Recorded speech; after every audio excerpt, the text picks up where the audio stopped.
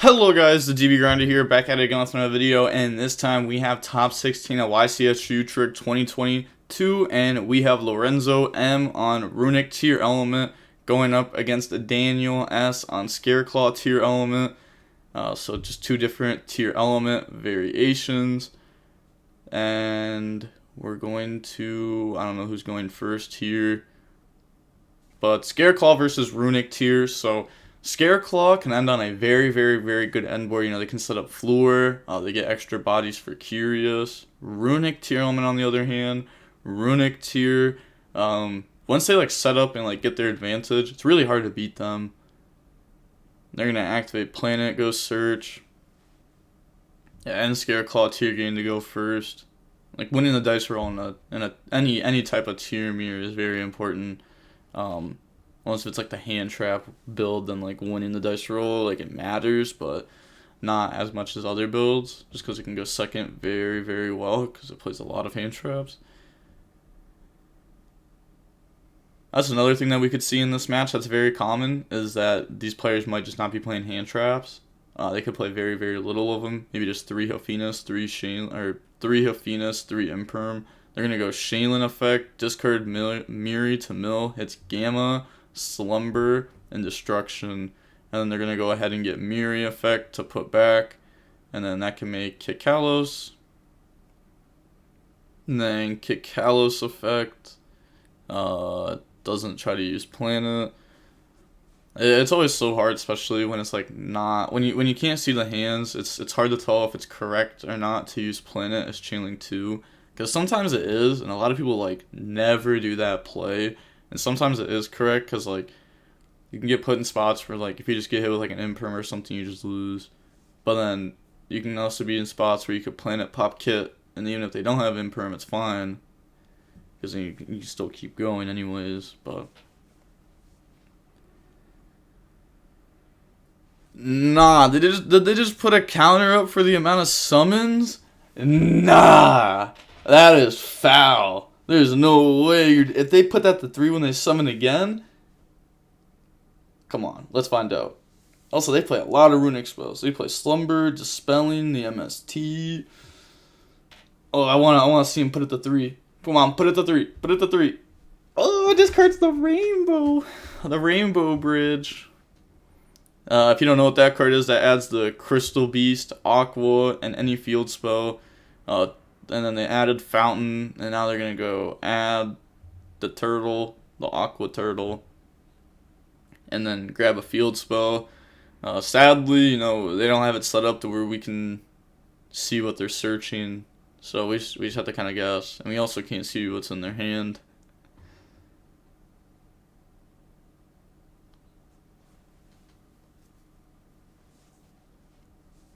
Then, let's see, they still have Kikalos tag out. Yeah, they're showing the tortoise there. Normal summon Rhino effect to go dump. So now Rhino will go Sam. We've already used Miri.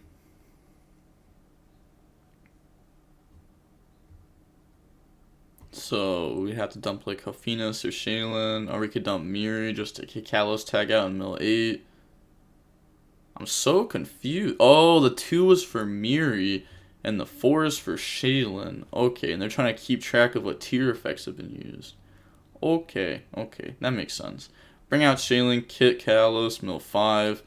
We're going to see Tip, Super Poly, Hophinas, Driver, and Miri. So we could get the Hophinas effect here, and we will be activating. I was going to say, there's like no way that we don't activate it here, unless if we got some crazy plan set up. Okay, yeah, it makes sense. Okay, yeah, it's for which tier they activated. I thought they were keeping track of summons with the dice on the field like that. I was like, there's no way you're just this savage right now. On stream, too. So they put back to Fuse, bring out the Garua. We've already milled a good amount of Runick cards. We have Garua draw. Yeah, it's like the worst part about the Runick tier deck is it really doesn't play that many going second cards. And also, if you do happen to play against an Eradicator deck, it makes it that much harder to win. Garua, draw 1. Oh yeah, I just realized. Yeah, they had this backwards. I was like, the Scareclaw deck was supposed to be the one that went first, but they just had it backwards. Okay. Make Abyss Dweller. Standard. I mean, a lot of decks are setting up either Dwellers, some sort of like Floodgate type card. Then they're going to activate Fountain.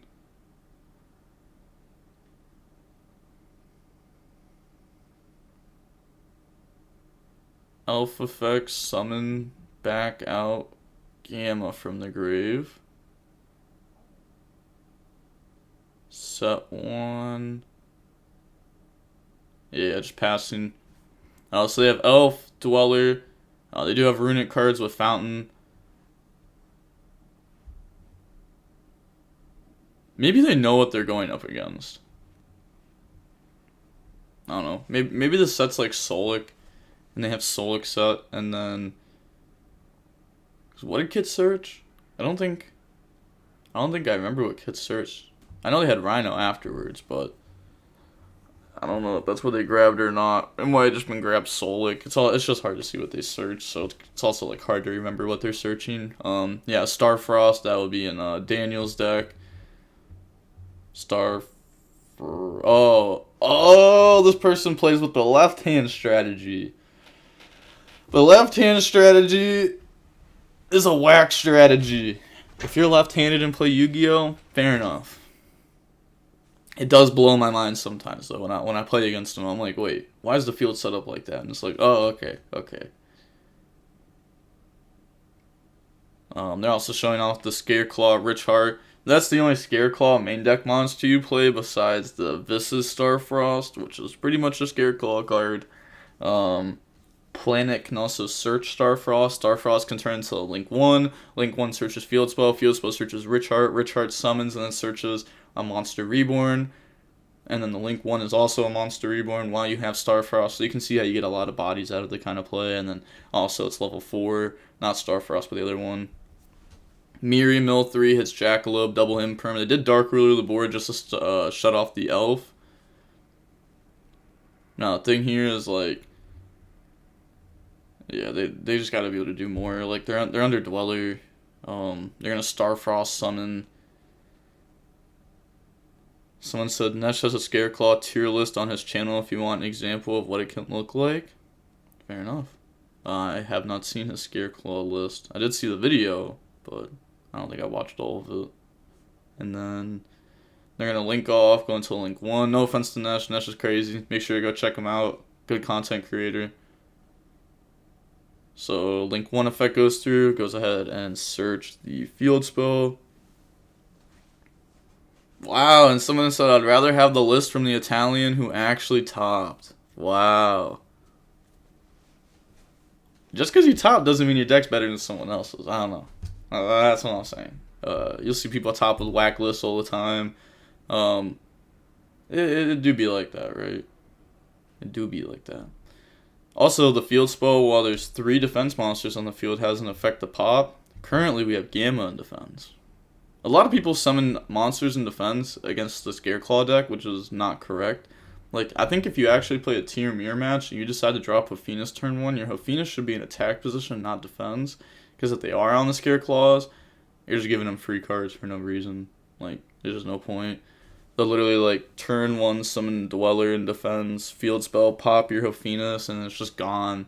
There's, like, nothing you can do about it at that point. But they're going to go search the Scareclaw rival.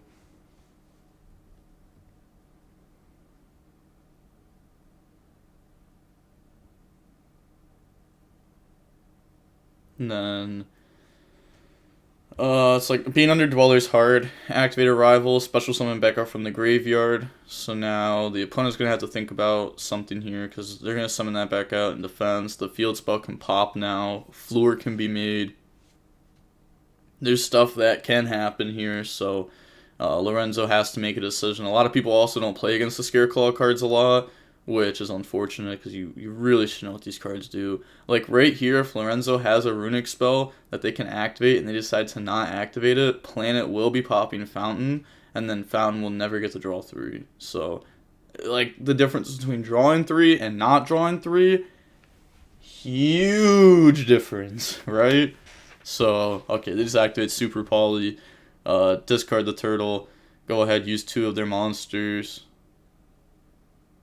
and then makes the Mud Dragon.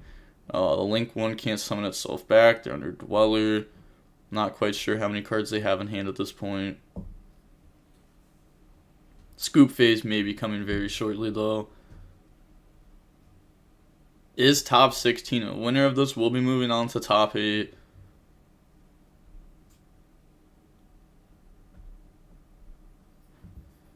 Someone asked, why would he summon Starfrost in defense? Starfrost has to be summoned in defense. That is why. When the arrival spell summons back in defense only, which makes sense. I mean, the whole engine is supposed to work in defense. Destrudo summon. Okay, so now Planet is live again to pop 1. Again, just popping Fountain seems so good. The Abyss Dweller's only at 17 because it's negated. That's another thing that could come up. Destrudo's level 1, Starfrost level 6. They're looking at their graveyard. Maybe thinking if they want to Runick here. Those are also both tuners. Effect, try to pop Fountain. Let's see. Do they have Runick spells in hand? Or any Runick? Do they have I mean, they obviously don't have the MST Runick spell, right? Otherwise that would have just been used earlier. You're just always hitting the tier field spell with that.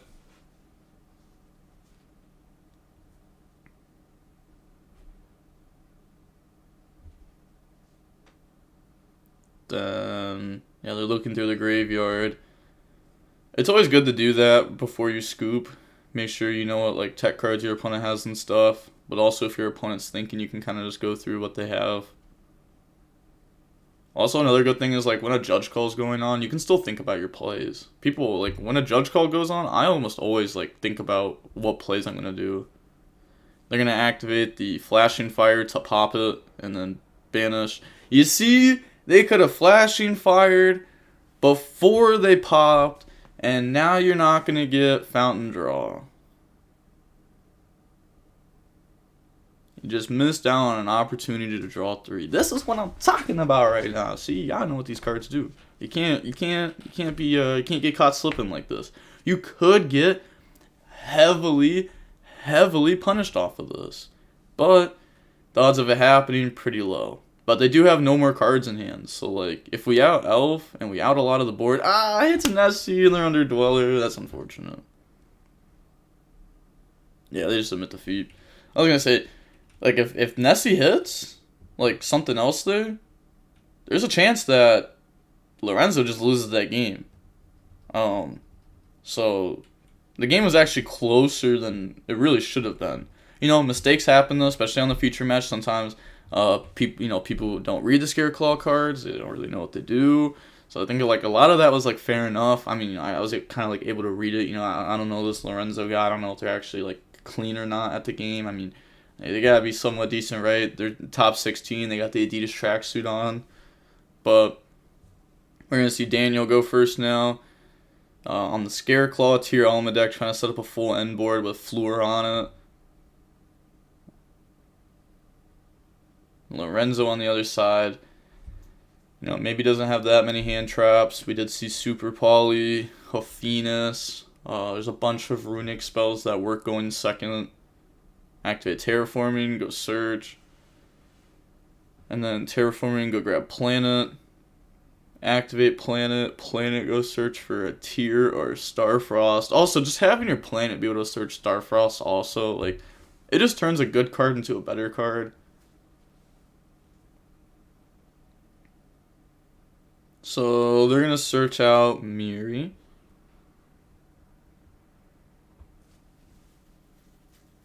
And then activate High Spirits. High Spirits is going to get rid of the Death Frog. Dump Miri. Go search. Grab Albion. We can't see any of this, but... So what's going on? We see Lava Golem in their hand. Yeah, the deck doesn't really normal summon that much. You have Rhino Heart and Miri. You don't even need to normal summon those all the time. Rhino Heart, yeah. Rhino Heart, you do need to normal summon a decent amount. But then you also have to open up Rhinoheart plus Lava Golem, because if you have Planet, you could just go grab Shaylin instead. But Kit's gonna grab us the trap. Shrouded Dragon's gonna dump the High Spirits, put the Shrouded Dragon to the bottom of the deck, and then draw one. And also, the Scareclaw tier is one of the builds that can set up the Eradicator. Or, you know, something else, some other good card. Lunalight, that deck can set up Eradicator or go for, you know, Spell Canceller off of a rank 4 play. And then Summon Miri, no Miri effect. We're just going to tag it out for Starfrost and then tag out Starfrost. Wait, there's people in chat. They said, that's funny, deck to the left side, fix it please. Being left-sided. I mean, yeah, being left-handed is allowed. Why wouldn't you be allowed to have your deck on the left side? I think it's dumb that we even have to, like, put it in the correct zones and stuff, which, like, just doesn't really make sense. I feel like everything doesn't need to be in the right zones until Konami makes every zone, right? We don't even have a banish zone. Banish zone is just kind of like, throw it off to the side, and that's it. But activate the field spell. Field spell goes search for Rich Heart. You know, what we got to see last game, except this time not through Super Poly Dweller. Then Kikalos tag out. Summon back out the Miri from the graveyard. And then effects, mill 8. Last time we didn't mill 3. You know, we didn't want to mill our Scareclaw engine or anything. This time we're going to go for it. We do hit a rival. There's a chance that we play 2. We also hit Solic there. Rhino Heart. The cards are upside down, by the way. It's just a little bit wild. We also see Cosmic, you know, just outs to Mystic Mine. You don't want to lose to that card, especially when your opponent is playing Runick tier. Runick cards can help protect Mystic Mine, but not from Cosmic. Also, they play the Crystal Beast trap, which means that they can search Mystic Mine specifically when going second, if they have a way to do so. I mean, it's not going to be as easy. You know, Foolish Burial Goods to dump the trap becomes a lot worse when you expect your opponent to make an Abyss Dweller against you. And also, they don't really play hand traps. You know, they're playing Lava Golem, Super Poly, and stuff. So, you know, there's also a chance that they just don't have hand traps, and then they're going to get Dwellered every time. And they just accept that. Maybe they didn't summon the Rich Heart before because they were hoping that they could mill a tier and then put a fusion in defense mode. Or because they already have a rival. I was going to say, because if you get to activate Rich Heart effect while you have 3 monsters in defense, then you get to draw the card. Which is another one of the defense strategies of the Scareclaw monsters. So Link Miri and Link 1 in the Elf. Link 1 can summon itself back because they have Starfrost. You can do that once per duel. And now they're going to make Fleur.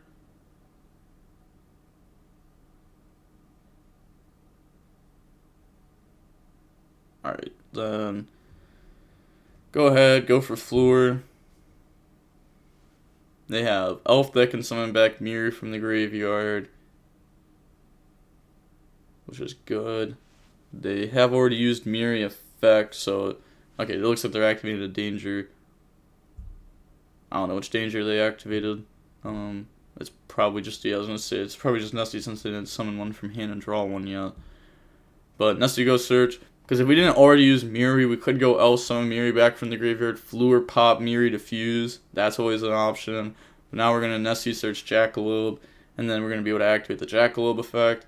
Let's say that hits and summons, then we can Elf summon back Miri, and that makes Lightsworn Curious underneath Elf.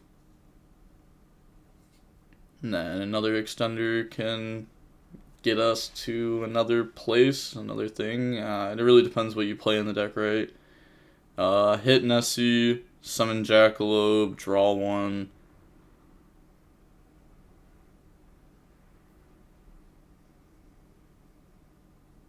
So they still have Elf to summon Miri. They did activate High Spirits this turn, so they're not going to get it during end phase. They can get it during their opponent's end phase for follow-up. But link 3 off. Go into Curious, and then activate the Curious effect. They're reading over the Scareclaw. Link 1 real quick, making sure they know what it does. It is once per duel, so they're not going to be able to do it again. Even though they really want it. They're not going to summon Starfrost again this match anyways. And then they get the dump. So we're gonna dump Zephyros. It's looking like. Maybe it doesn't even play one of like the Eradicator or anything like that. It's not the easiest thing to set up. It is a little bit easier, and I think the Lunalight build is like a way easier time to do it than this build. Mill 3, hit Starfrost, Miri. We've already used Miri. You could Zephyros, bounce back field spell to hand. It's not really going to be follow-up though. We've already gone through our engine. Okay, Shaylin effect, discard Hephaestus, mill 3. Does hit the 3rd High Spirit there, so that means Albion can't send from deck to graveyard to put itself back to the bottom to get a draw, but Albion could send a High Spirits from hand to grave to special summon out. So that's something. Hephaestus is going to put itself and kick Kalos back. So that can go into Drago or Garua. Makes the Garua. And then activate Zephyros effect. Bounce back and summon. So that's a Abyss Dweller with the Zephyros and Shaylin. Again, we know we're going up against the mirror. Oh, never mind. Looks like we're going to link away the Curious and Shaylin, but it very well might just be Garua Curious, okay. And then we're going to summon Griffin. And then Griffin 1, Garua 2, discard for cost. And then we're going to set anti-spell. Yeah, it's pretty good mill. Overlay those. And then go into Abyss Dweller, set a back row, and then pass. So we have all we need. We have Anti-Spell, which is going to apply a lot of pressure to the opponent. We have Abyss Dweller. Abyss Dweller is going to be a lock our opponent. We're going to activate Anti-Spell here. If they have no response, that's fine. New Chainlink, Abyss Dweller effect. You want to activate Anti-Spell before Abyss Dweller, because if they have the Imperm, that is a spell, then you can chain Abyss Dweller. And if they don't activate the spell in response to anti-spell, then on res you just activate Dweller and they can't do it then. So they're going to activate Flashing Fire, target Elf. Yeah, it's either target Elf or target Dweller. So target Elf to try to pop it. And then make him banish 2. I think they said sure to that. Or they said thinking. It looked like they said banish 2. Someone said Super Probably is not good. It doesn't do anything versus this board. That's correct. It will not be stopping the Abyss Dweller, which is like the big thing. Looks like they're going to chain Abyss Dweller in response. So now they're going to activate Slumber, most likely to special summon. And then it looks like the chain is resolving. Okay, so summon out level 4, pop Elf, banish 2, Dweller resolved. Again, kind of confused why Dweller was even activated there. It really should have just been activated on like a new chain link, and not that chain link. Yeah, someone said why chain Dweller there. Baron is not live if fire resolved. Or what? Baron's definitely live. Like, fire didn't target Baron, I don't know. So, they do have a level 4 on board, so they can try to make a rank 4 if they would like. What's another level 4 in hand? Okay, Lava Golem on the Fleur and the Griffin.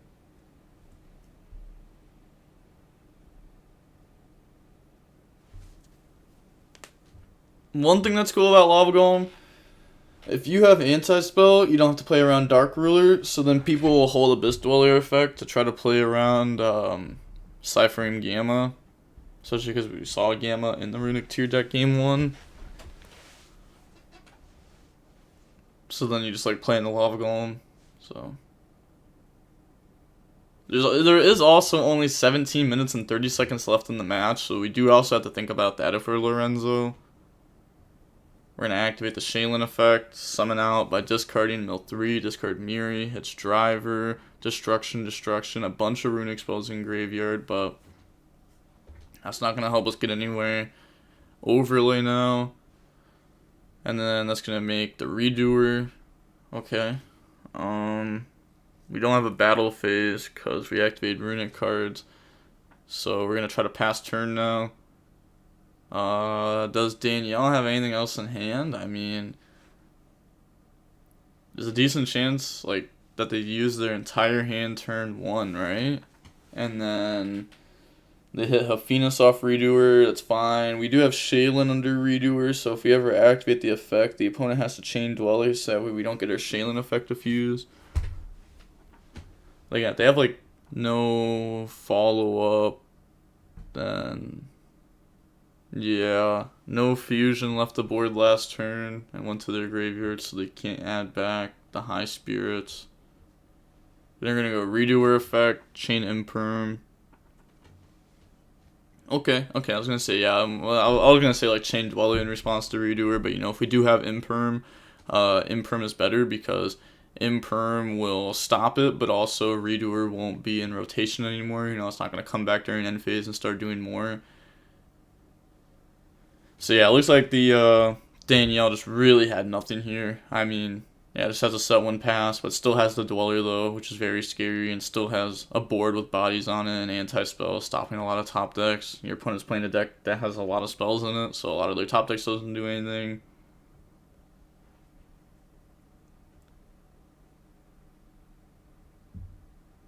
Then normal summon Rhino effect, chain Abyss Dwellers, so that way whatever you dump won't do anything. Well, won't get the fuse at least. Goes ahead, dumps a Hafenus. Now they did skip battle phase last turn, so they do have a battle phase now. The battle phase is obviously much less important now that the Dweller has already used everything. And we're just going to pass. Yeah, just summon Rhino to bait the Dweller. So you have to do something about it eventually.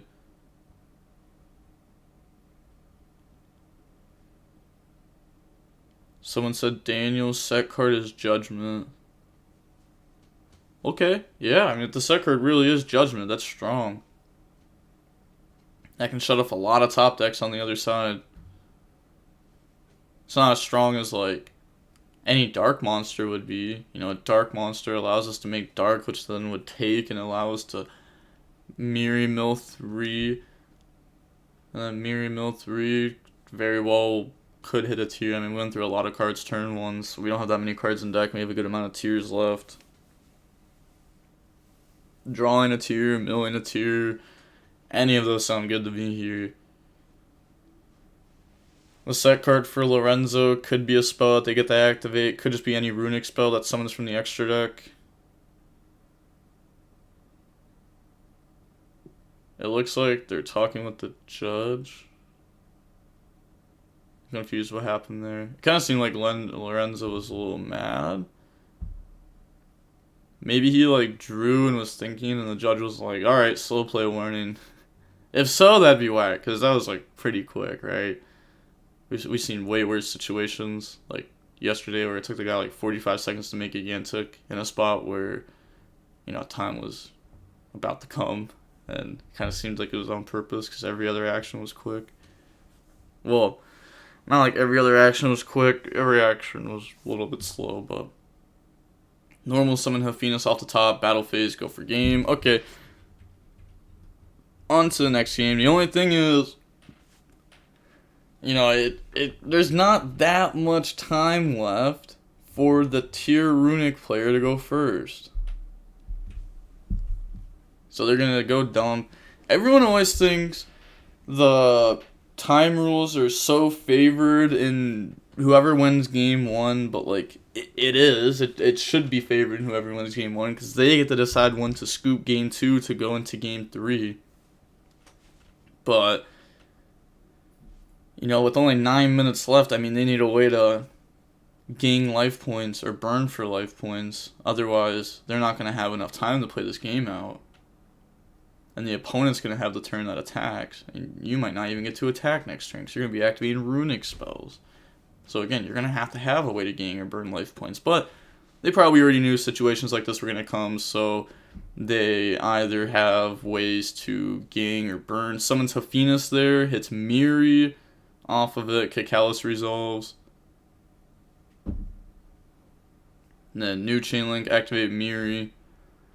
Did only mill Miri there, didn't mill any other Aquas or anything. Makes it a little bit harder to go for, you know, better plays here off of their tiers on the opponent's turn. But no matter what play is done here, it's going to be solid, right? Like Hafinus, even if it doesn't end up acting as a hand trap, even if you just summon Kikalos here and Kikalos search, then this is just like Hafinus gave us kit on board plus a tier in hand, and the kit on board is a lot, and the tier in hand is pretty good too. And that's just off of one card. So it's like instead of hand trapping your opponent to try to stop him, it's hand trapping the opponent to push yourself further. It's kind of like Phantasme in that sense. Kikalos is going to go dump Hafinus and then activate the Hafinus effect to fuse. That goes through. So they're asking what the first effect was that they used, which was the Miri off of the Hafinus.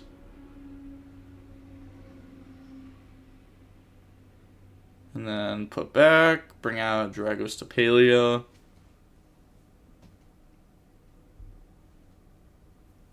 Dragostapelia being able to negate Kikalos and stop him from milling. That's definitely an option.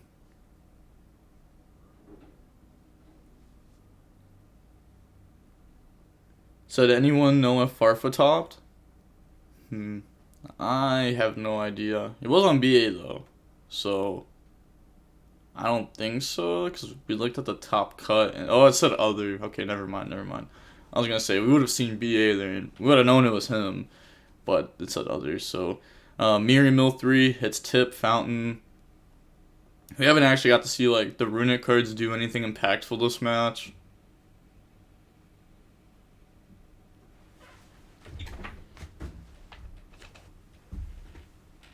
N has to play through Dragostapelia. They don't have any Darks engraved, so they can't like Dark turn 1. Doesn't have Planet. Planet pop Dragostapelia. Dark take a turn 1's a clean play. Activate Fountain. Okay, so now they have Runick spell. Yep, activate it. Just doesn't say. I guess activate it and move it. Those ones don't matter there. Go ahead, summon. So it's not like they're trying to cheat. And then they're going to get their effects. Dog, Chainlink 2. Dog to add back Field Spell. Field Spell to put back and draw 3. There we go. Right after I said they haven't done anything impactful yet, we're going to see them do, like, exactly what, you know, this is, like, top quality Runick cards. This is what you want. Drawing 3 on your turn. Adding back Field Spell that could potentially draw more.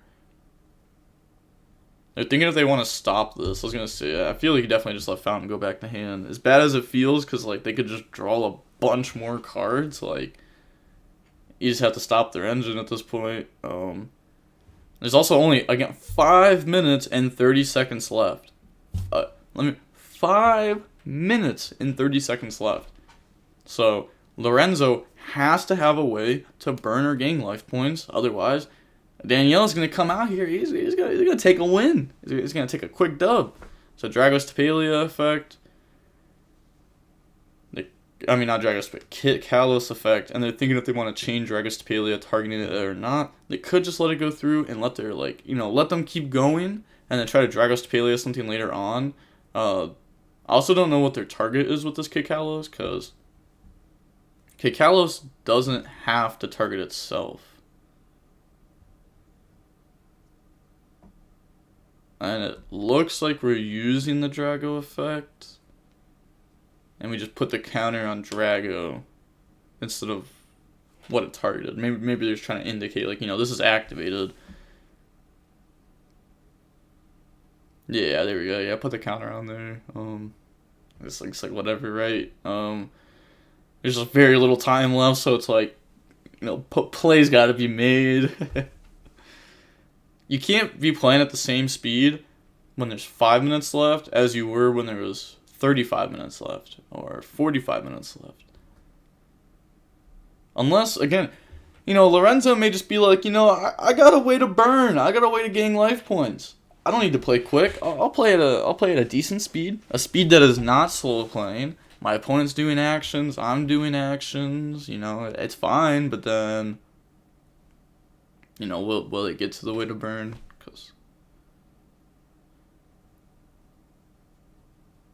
So they summon Dweller.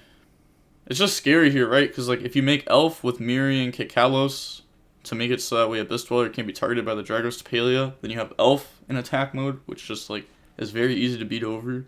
Activate Fountain, set 2. So activates Fountain over Fountain, and then moves to end phase. I was gonna say, wait, why did we set 2? Oh, okay, move to end phase, gain 1,000. Okay. But we have Miri in attack mode. So, like, oh my god, it's so scary. But, like, if you just go battle phase attack, they could have flashing fire. They could have Solic. They made us search Solic off the Kikalos earlier. Again, we just can't tell what they search, so, like,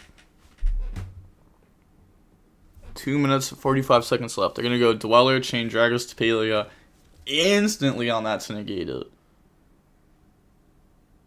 Okay, it's because they started with a danger effect. I was about to say, why would they Dweller there? But it's because they went danger effect, Chain Dweller, Chain Dragos Tapalia, which is fair. We get to draw 1. So now we have 2 monsters that can beat over Miri for damage. But Nessie beating over Miri is not enough. Shaylin, discard Gamma, summon mill 3. We're going to get our effect of Hafinus. We're not under Dweller because it was stopped by Drago.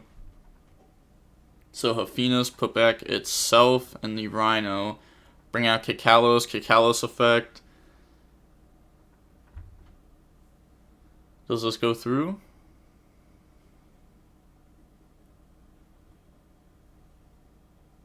Maybe Lorenzo should have just chose to go second. Was there ever a world where you do that and just like pray they don't have a way to win off? Like pray they don't have Argopane? Because there was enough time for them to... Okay. To be fair, though, this all stemmed from Lorenzo not admitting defeat quick enough in the last game. I think he could have had a few extra minutes this game. And then this game, you play a little bit faster. And right now, there would be, roughly, I don't know, let's just say 6 minutes left on the clock. And when there's 6 minutes left on the clock, you just... I mean, it's still not a lot of time, but you can just pray that the opponent goes quick. We're going to Super Poly. Super Poly away, Miri, Kikalos. I really do wish I know if they search Solic or not. I wish I knew. Because, like, it's a big difference. And getting this Miri off board is huge. We're going to make a Garua. And then Kit Miri. Miri Chainlink 1, Kit Chainlink 2, so mill 5, and then decide. I don't know what we milled there. We milled Hafinus, looked like a bunch of spells.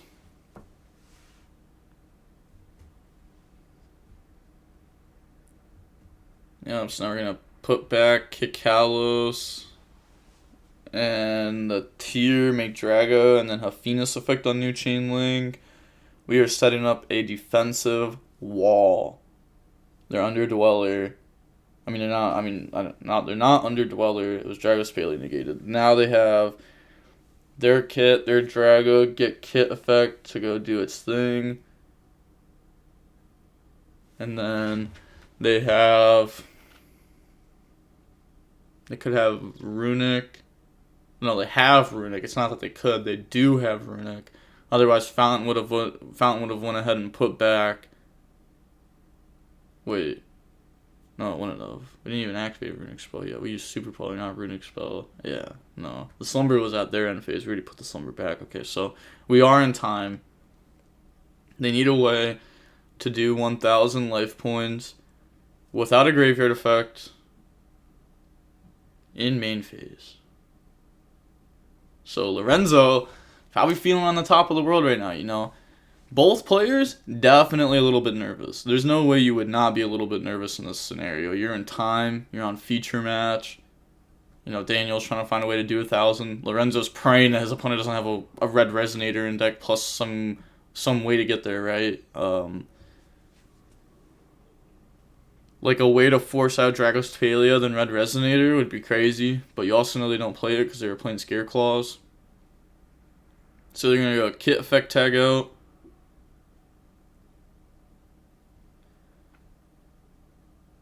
Said Garua, draw 1 can be a potential Runick, draw 3. Maybe. I don't know how many Runick spells they have in Grave. Said, boo, time rules, wins the game once again. Like, you have to play with the clock in your mind. A clock is one of the most important things that's happening. A clock, there's constant pressure coming from a clock. It's always clicking down. It's always ticking down. The second it hits 0, boom, it's in full effect.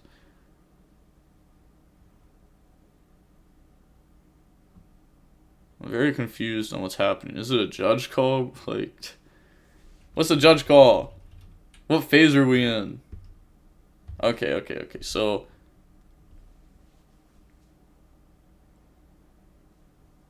Kikalos, summon Rhino, effects, Kit mill 5, and then Rhino dump. I mean, we milled every tier there. Hafina, Shaylin, Miri.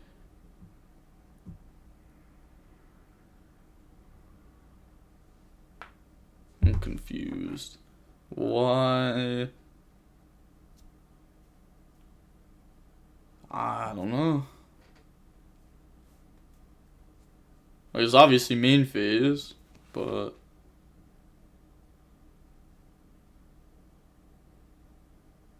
so they're gonna dump Miri.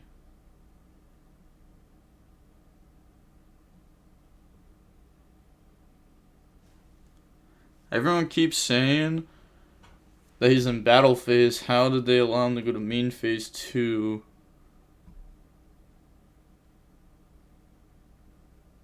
They said his intent to leave battle phase before time was called allows it.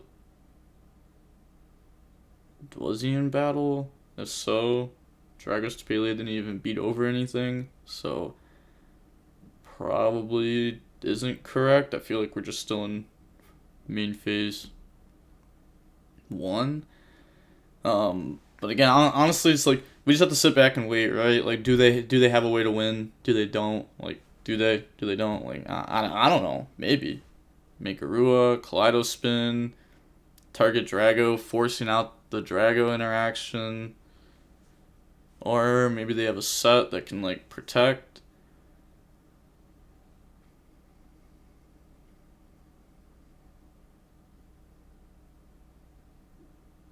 Chain Drago, target Kaleido. They're reading over Munin. Does have a protection effect, but it's not something that should really come up here. It could, I guess.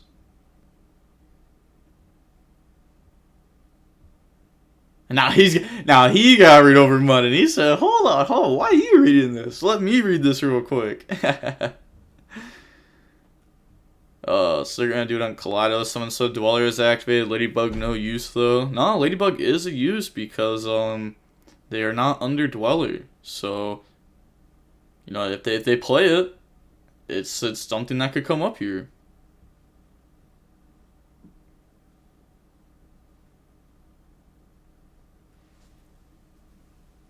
Okay, so Drago negated the Kaleido. Okay, it's game. Wait, is it Nib? Oh, it's Nib. Okay. I thought they were just scooping. I was like, okay, nice. Drops Nib. Because they're trying to play around Curious or something to stop dumping Ladybug. But alright, we're going to go ahead and we are going to see Runick tier end up winning there and moving on the top 8. Alright, and with that being said, the DB Grinders signing off. Peace. I'll be back at it with another match here soon.